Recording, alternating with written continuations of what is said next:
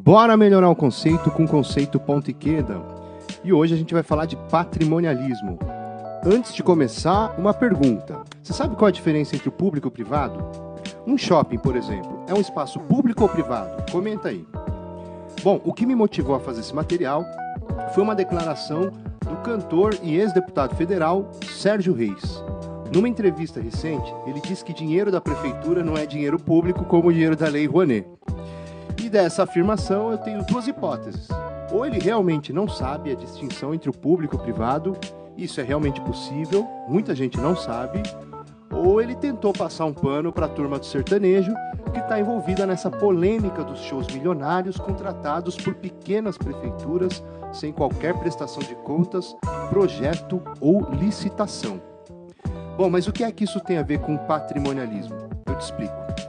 Patrimonialismo é um conceito criado nas ciências sociais por um autor chamado Max Weber e muito utilizado para indicar situações em que os agentes não fazem distinção entre o público e o privado e usam o recurso público como se fosse um bem particular para atender os seus interesses ou projetos pessoais. A frase do Sérgio Reis é a expressão cristalina dessa confusão entre público e privado que caracteriza o patrimonialismo brasileiro. Essa relação viciada entre Estado e sociedade acaba com a qualidade da nossa democracia. Isso porque o funcionamento das nossas instituições deve se orientar pelo princípio da racionalidade e da impessoalidade, e não servir como um dispositivo de poder ou dominação particular de ninguém. Quando um agente público usa da sua posição para levar vantagens indevidas ou favorecer seus aliados políticos com recursos públicos, tanto o agente da ação, o político, quanto o cidadão que recebeu a vantagem contribuem para tornar nossas instituições menos democráticas. Isso porque, no patrimonialismo, os interesses públicos deixam de ditar as normas do governo em favor das ambições privadas de cada uma das partes envolvidas nesse ato que é, no mínimo, imoral. Então, para deixar a coisa mais clara, eu vou dar alguns exemplos.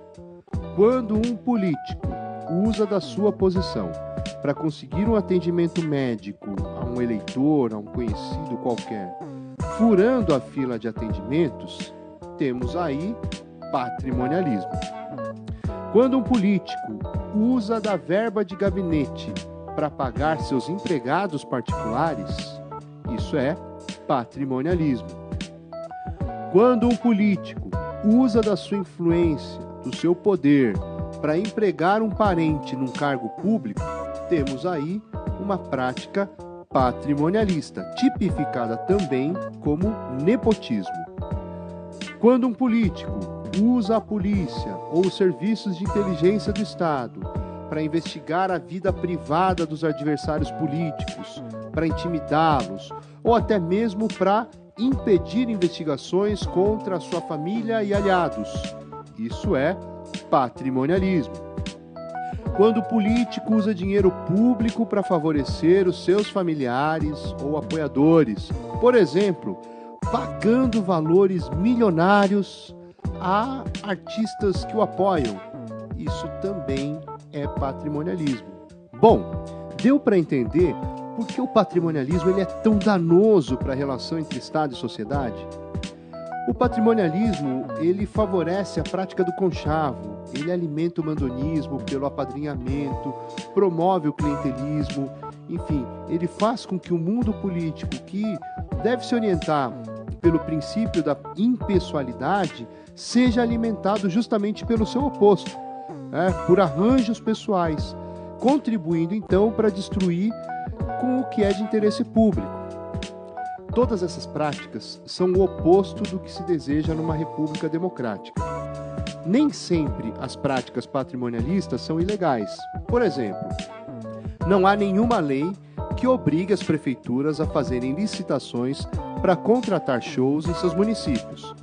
Porém, quando um município pequeno, com poucos recursos, gasta um valor exorbitante em um show, ao invés de investir esse dinheiro em setores fundamentais como saneamento básico, saúde ou educação, é necessário que se faça uma investigação para esclarecer que tipo de relação há entre contratante e contratado e se há alguma evidência de mau uso da verba pública ou até mesmo a prática de corrupção entre os envolvidos.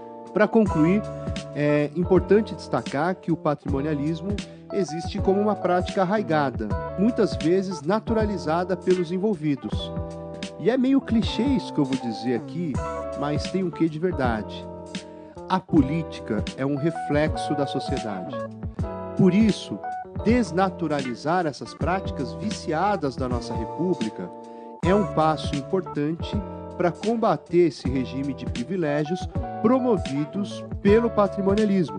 Quando a gente combate o patrimonialismo, a gente diminui também as chances de corrupção e contribui para tornar as nossas instituições mais justas e democráticas. Por hoje é só, muito obrigado e valeu! Se você gostou, curta, comente e compartilhe. Um abraço. Fui!